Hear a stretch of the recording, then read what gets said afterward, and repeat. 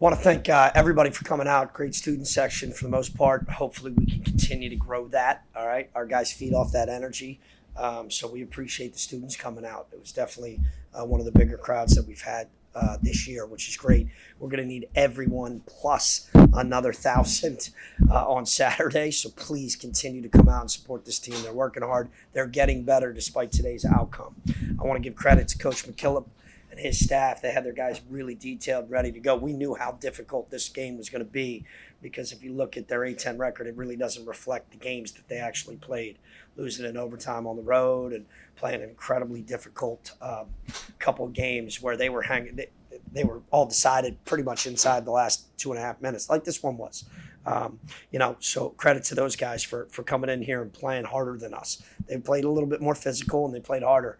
And they got the whistle, right? And when you play harder and a little bit more physical, that tends to happen. But, you put a team on the line 34 times where you only actually fouled twice, I think, and they only went either 2 for 4 or maybe even 1 for 3 or something like that when we actually fouled on purpose. So, to give up almost 30 free throws in a game at home and only get to the line 19 times ourselves, look, we got to do a better job of playing without fouling, I guess.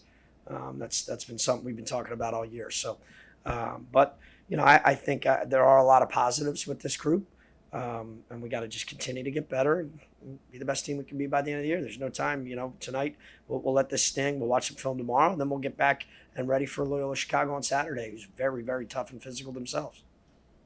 Coach, you had a double-double from Elijah tonight. Yeah. Where do you feel like you're seeing him improve, and where do you feel like what steps do you think are kind of next for him in his development? Yeah, I mean, he's improved pretty much in every facet of his game. For him, the next step is not worrying about the way he looks, and he's gotten a lot better with that. Not worrying about the mistakes that he's making. He's so hard on himself that he tends to let his emotions get involved a little too much during the game when he makes a mistake. And we're just talking to him about not compounding 1 into 2 and staying out of foul trouble. But he's got a tremendous amount of trust in us and his teammates, and I'm really proud of how hard he's been working on both ends of the floor, and he's just scratching the surface. Coach, what's the diagnosis on Jaffa? And Sutter went down in the first half, and a couple guys, because of that, got a couple extra minutes. And Ramad, Jameer, which make a couple of guys stepping up, filling in. Yeah, I mean, I don't really know. I know he hurt his ankle, and then he wanted to go apparently in the second half at one point, but the trainers and Doc said it's not best for him to get out there. So we'll obviously, he's going to see the docs tomorrow, and we'll go from there. But I think I don't think it's too bad. At least I hope it's not. But won't know much until tomorrow. As far as the guys getting in and stepping up, they've been doing that, right? So all of our guys have been continuing to get better. Jameer Tripp's really coming along, and so is Ramad. Ramad has been playing great on both ends of the floor.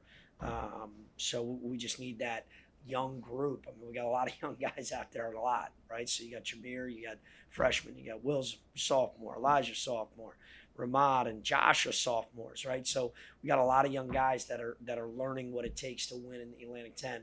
And every single day, every single night, it's a battle. Tough and nasty and physical, and we're starting to learn that, and our guys are starting to understand what it takes. And slowly but surely, they're all getting better.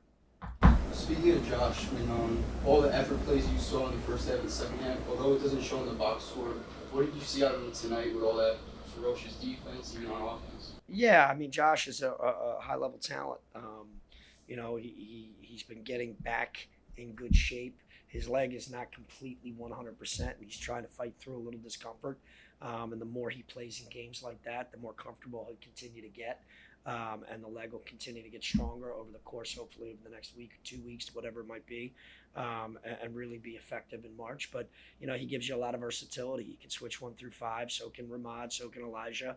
And then he can play a little bit on offense. He can play a little bit on the perimeter. He can obviously play inside. And this is all part of their growth, understanding, though, every possession matters.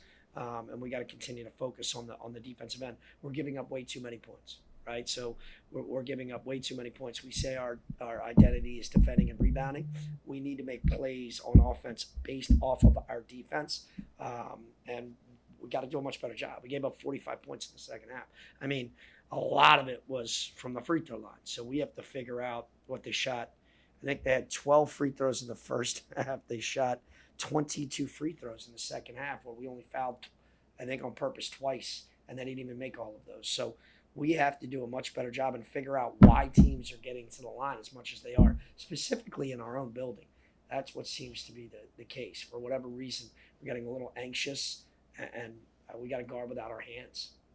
Coach Davidson went up 7-0 before the first media timeout. It seemed like they were running a pretty tough zone. What kind of adjustments did you feel like you guys made to go be up by 3 at half? Yeah, I mean, the first 5 possessions on offense, we only took 1 good shot. We took 4 threes out of the first 5 possessions. Only one of them was a great shot, and that was the actual first possession we executed. That's what we wanted to do, and we got a great look. And then, so what we did was we just had a little bit more ball movement.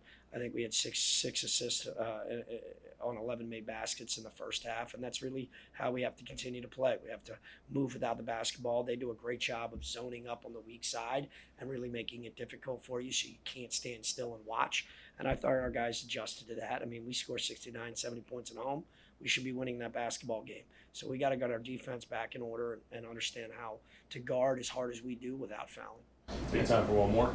You speak about the crowd a lot and building the program year by year. Yeah. How important is it to have these certain nights, Latin night, Parker Avenue night, Yeah. just to get all the community together as one?